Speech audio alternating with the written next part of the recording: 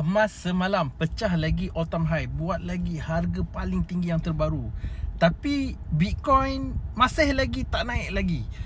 Sama juga dengan kripto-kripto yang lain. So kalau korang ada kripto tapi korang tak ada emas, korang kena dengar video sampai habis. Sebab video ni cikgu akan share tentang bagaimana hala tuju market kripto pada minggu ini.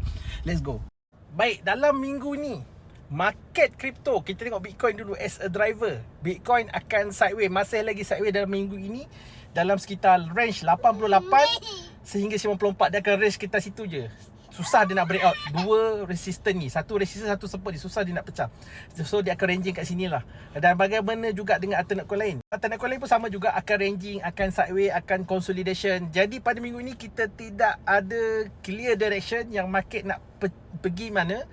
Cuma hanya sideways sahaja. Jadi cikgu nak ajak anda Ahad ni webinar cikgu, emas all time high, Bitcoin tak gerak-gerak lagi. Ini signal besar money flow 2026. So kalau korang nak tahu apa game plan dia, nak tahu lebih detail dia, korang klik link kat bio dan jumpa anda dalam webinar Ahad ni. Let's go. Bitcoin tak gerak-gerak boleh jadi adalah satu tanda-tanda yang consolidation, satu peluang di mana untuk kita kumpul. Tapi persoalan dia minggu depan macam mana? Naik ke jatuh? Okey, jumpa anda Ahad ni. Alright, dah satu kata saya, jumpa lagi guys.